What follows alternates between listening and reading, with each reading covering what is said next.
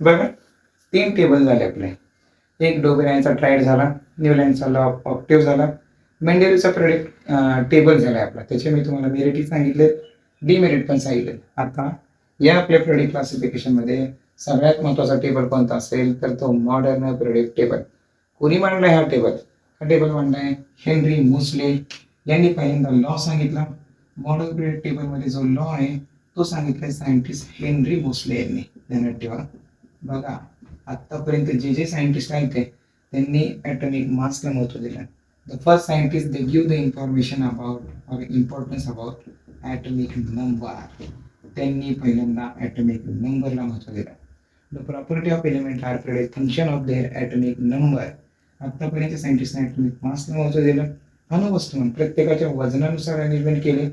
या टेबलमध्ये तसं नाही आहे. या टेबलमध्ये प्रत्येकाला एक प्रॉपर सिक्वेन्शियली नंबर देण्यात आला. हा सर्वात महत्त्वाचा टेबल आहे. साईडला तुम्हाला टेबल दिसतोच आहे. या टेबलबद्दल आपण डिटेलमध्ये स्टडी करूया. मॉडर्न प्रोडक्ट टेबललाच एक नाव आहे, तुम्हाला माहिती आहे. काय नाव आहे त्याचं? अजून एक long form of periodic table, हे त्याचं नाव आहे. ध्यानात ठेवा. मॉडर्न प्रोडक्ट टेबलमध्ये दुसरं नाव MCQला प्रश्न येईल तुम्हाला. What is the another name of modern product table? Long form of product table. बघा, सगळ्यात महत्त्वाची प्रॉपर्टी तर ॲटॉमिक नंबर आहे. पहिल्या टेबल असं आहे की ॲटॉमिक नंबरला महत्त्व दिलं आहे. बघा, या टेबलमध्ये एकूण किती एलिमेंट आहेत? त्याच्यामध्ये एकूण 118 एलिमेंट आहेत. बरं, कशा प्रकारे क्लासिफाय केले? 3 प्रकारे क्लासिफाय केले. कोणते 3 प्रकार आहेत मुलांनो? एक आहे मेटल, नॉन मेटल आणि थर्ड वन काय असणार आहे रे? मेटलॉइड्स. ओके.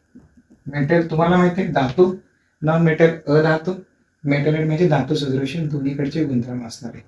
यांच्या टेबलमध्ये किती आडव्या ओळीत हॉरिझॉन्टल रोज किती? 7.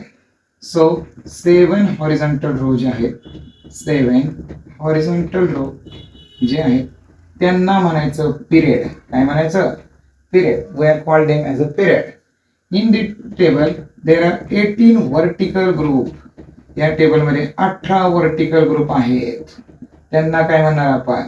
त्यांना म्हणणार 18 वर्टिकल लाईन्स आहेत. सॉरी, त्या लाईन्सला म्हणायचं आपण ग्रुप. काय म्हणायचं? ग्रुप म्हणायचं. त्यानंतर या टेबलमध्ये किती ब्लॉक आहेत? या टेबलमध्ये 4 ब्लॉक आहेत. त्या 4 ब्लॉकची नावं काय आहेत? S block, P block, D block, F block. तुम्हाला टेबलमध्ये ते दिसतच असेल. 4 ब्लॉक आहेत. एस ब्लॉक जो आहे, एस ब्लॉक पहिलावाला जो एस ब्लॉक आहे तो बघा सगळ्यांनी. एस ब्लॉक मध्ये पहिला ग्रुप 1 आणि 2 आहे, दिसतोय तुम्हाला. पी ब्लॉक कुठे बघा सगळ्यांनी. पी ब्लॉक मध्ये 13 to 18 अशा लाईन्स आहेत.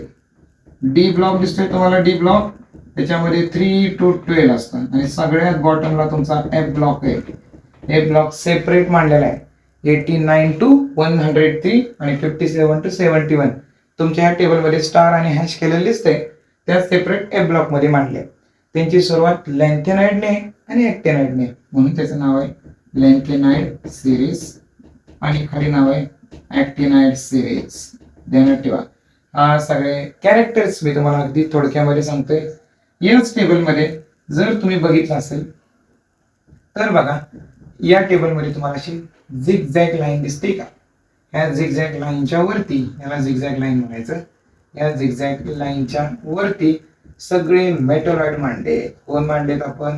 मेटलॉइड. लक्षात ठेवा. याच्यामध्ये सगळे मेटलॉइड अरेंज केलेत आपण. त्याच्यानंतर अजून काय केले? हा जो टेबल आहे त्याच्यामध्ये 1 to 92 एलिमेंट्स हे नॅचरल आहेत. ध्यानात ठेवा. अगदी थोडक्यामध्ये सगळे पॉईंट मी तुम्हाला सांगतोय. कन्सेप्ट तुमचा क्लिअर झाला पाहिजे. 93 पासून 100 एलिमेंट हे मॅनमेड आहेत. कसले? मॅनमेड एलिमेंट आहे. ध्यानात ठेवा. याच्यामध्ये जी पहिली लाईन्स येते ग्रुप 1 तिला म्हणायचं फॅमिली ऑफ अल्कली मेटल्स. कसले मेटल्स? Alkali metals. ध्यानात ठेवा. नाव ध्यानात ठेवा. ग्रुप 2 ला काय नाव देणार बाळांनो तुम्ही? ग्रुप 2 ला नाव द्यायचं अल्कलाइन मेटल. काय नाव द्यायचं? Alkaline metals. ग्रुप 17 ला काय नाव द्यायचं? ग्रुप 17 ला म्हणायचं हॅलोजन ग्रुप. कुठला ग्रुप? Halogen group. ग्रुप 18 ला काय म्हणणार तुम्ही? Group 18. Group 18 is called as zero group. त्या ग्रुपला म्हणायचं झिरो ग्रुप. या टेबलमध्ये ॲटलिस्ट पहिले 20 एलिमेंट तुमचे पार्ट असणं गरजेचं आहे. हायड्रोजन असेल, हेलियम असेल, लिथियम असेल, बेरिलियम असेल, boron, carbon, nitrogen, oxygen, chlorine, neon, sodium, magnesium, aluminium, silicon, phosphor, sulphur, chlorine, अगदी पोटॅशियम आणि कॅल्शियमपर्यंत पार्ट असणं गरजेचं आहे. याच्यामध्ये पण काही काही ट्रिक्स आहेत, मी ट्रिक्स सांगत असतो. याच्यामध्ये ग्रुप 1ची एक ट्रिक आहे बघा. ग्रुप 1 जर लक्षात ठेवायचं असेल तुम्हाला, ग्रुप 1, तर त्याला एक ट्रिक आहे, हेलिना की रब से फरियाद. ओके, मग ह्याच्यामध्ये ग्रुप 1 मध्ये नाव आहे बघा. म्हणताना मी काय सांगतोय, हेलिना की रब से फरियाद. हेलिना नावाची एक मुलगी आहे, ती रबकडे एक फरियाद करते. हेलिना, हे म्हणजे हेलियम, ली म्हणजे लिथियम, ना म्हणजे सोडियम, के म्हणजे पोटॅशियम, रब म्हणजे रुबेडियम, से म्हणजे सेसियम, फरियाद म्हणजे फ्रान्सियम. असं लक्षात ठेवायचं असेल. ग्रुप 2 कसं लक्षात ठेवणार तुम्ही? ग्रुप 2 बघा मी काय म्हणतोय त्याच्यावरती लक्ष द्या. बेटा मांगे कार, स्कूटर पे बाप राजी. बघा, बेटा मांगे कार, स्कूटर पे बाप राजी असं असतं. मग बेटा म्हणजे काय? बेरिलियम. मांगे म्हणजे काय? मॅग्नेशियम. कार म्हणजे काय? कॅल्शियम. स्कूटर म्हणजे काय? स्टोनियम. बाप म्हणजे काय? बॅरियम. आणि राजे म्हणजे काय? रुबेडियम. अशी एक शॉर्टकट ट्रिक तुम्हाला लक्षात राहावी म्हणून मी सांगतोय. आता पिरियड 3 साठी पण एक शॉर्टकट ट्रिक असते बघा.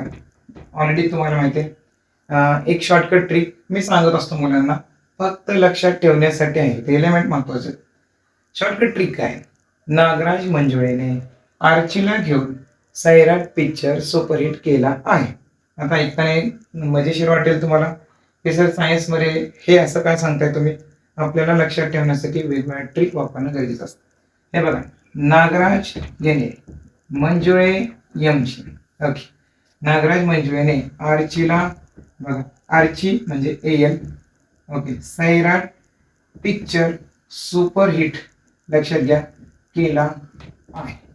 आता बघा, नागराज म्हणजे सोडियम, याने मंजुळे म्हणजे मॅग्नेशियम, आर्ची म्हणजे एल्युमिनियम, सैराट म्हणजे सल्फर, पिक्चर म्हणजे फॉस्फरस, सुपरहिट म्हणजे सिलिकॉन, केला आहे म्हणजे क्लोरीन, आणि म्हणजे ऑर्गन.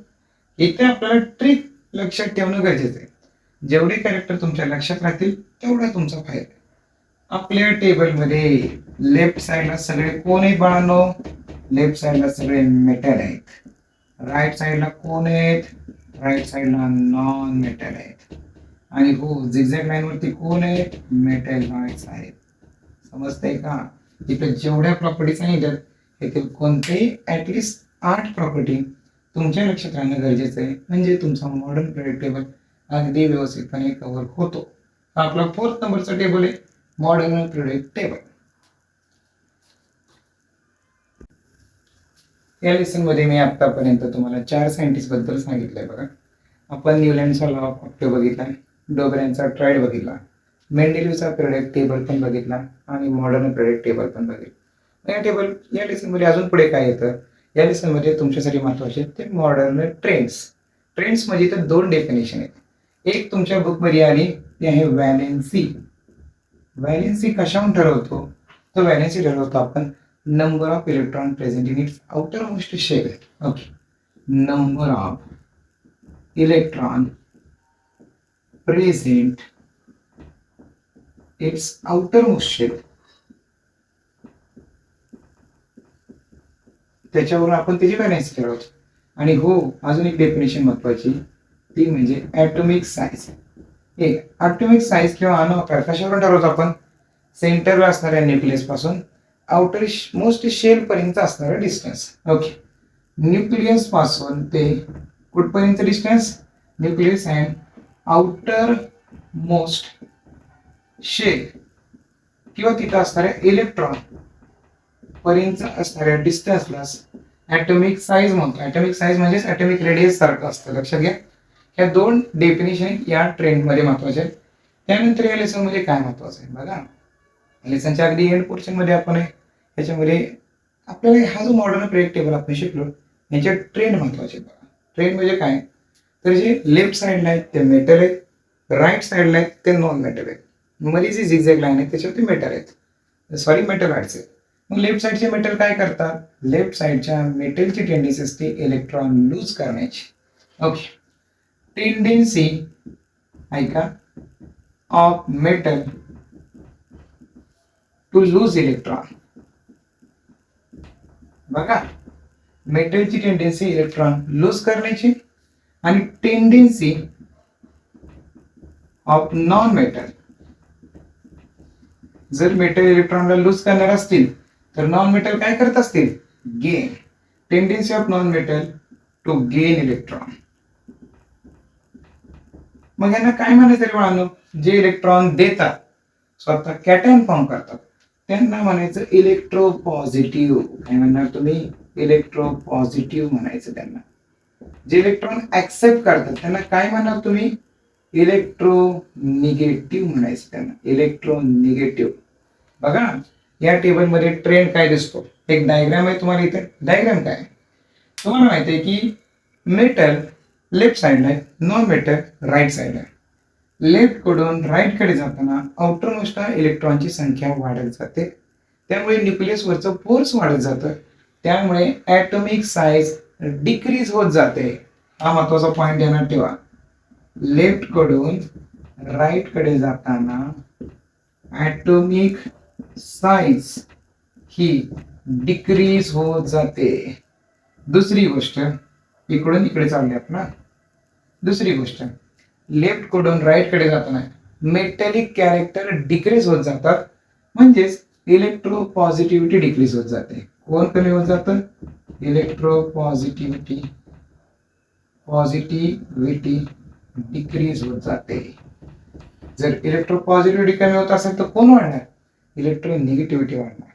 साईज कमी झाली आहे, इलेक्ट्रोपॉझिटिव्हिटी कमी झाली आहे, मेटॅलिक कॅरेक्टर कमी झालं. जे तुम्ही लेफ्ट टू राईटला लक्षात ठेवताय त्याच्या ऑपोजिट लक्षात ठेवायचं टॉप कडून बॉटम कडे येताना. म्हणजे बघा, टॉप कडून सपोज इकडे बॉटम कडे येताना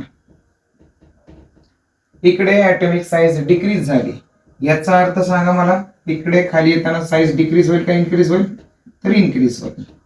इकडे इलेक्ट्रोपॉझिटिव्हिटी डिक्रीज झाली, याचा अर्थ इलेक्ट्रोपॉझिटिव्हिटी इकडे काय होणार आहे? इलेक्ट्रोपॉझिटिव्हिटी इकडे पण इन्क्रीजच होणार आहे. याच्या नेहमी ऑपोजिट लक्षात ठेवायचं. म्हणजे तुम्हाला अगदी सायंटिफिक रिझन जे आपल्याला आले फर्स्ट सेकंड थर्ड नंबरचं सायंटिफिक रिझन एक्झरसाइज मध्ये तुम्ही जाऊन बघा, ते या टेबलने तुमचं अंडरस्टँड होतं. आणि याच्यामध्ये लास्ट पॉइंट येतो ग्रॅडेशन इन हॅलोजन फॅमिली. कुठली फॅमिली? Halogen family. कुठली फॅमिली? तर 17 नंबरच्या ग्रुप बद्दल बोलले. 17 नंबरच्या ग्रुपमध्ये त्यांनी ग्रेडेशन बद्दल विचारले. तर तुम्हाला माहिती तर नाव आहेत बघा, ब्रोमीन, क्लोरीन, आयोडीन असे नाव आहेत. त्यांनी विचारले की तर ट्रेंड काय दिसून येतोय? इथं ट्रेंड काय दिसतो बघा. हा जो ब्रोमीन आहे, क्लोरीन आहे, हे पहिल्यांदा गॅस असतात, आयोडीन लिक्विड आहे, आणि त्याला कंटेन जो आहे तो सॉलिड आहे. याप्रमाणे याच्यामध्ये ट्रेंड दिसतो. पहिल्यांदा गॅस दिसतात, लिक्विड दिसतात आणि नंतर सॉलिड दिसतात. बघा, एक ट्रेंड ही एक शेवटची लाईन तुम्ही ते लक्षात ठेवा. आपण हा अगदी थोडक्यामध्ये second lesson periodic classification of element cover केलाय. आपल्याला मला आशा आहे की तुम्हाला व्हिडिओ बघून पूर्ण लेसनचा पूर्ण ओव्हरव्ह्यू तुमच्या लक्षात येईल. हे सगळं नॉलेज वाया जाणार नाही. पुढे जाऊन तुम्ही स्पर्धा परीक्षा देणार असता, इंजिनिअरिंगला जाणार असता, मेडिकलला जाणार आहे, फार्मसी करणार आहे, ॲग्री करणार आहे, किंवा तुम्ही तुमचा बिझनेस करा किंवा तुम्ही तुमची शेती करा, हे प्रत्येक ठिकाणी हे नॉलेज सायन्स कुठेही वाया जाणार नाहीये. ओके, आजच्या व्हिडिओमध्ये एवढंच. चॅनल आवडला असले चॅनलला लाईक करा, सबस्क्राईब करा, फॉलो करा. धन्यवाद.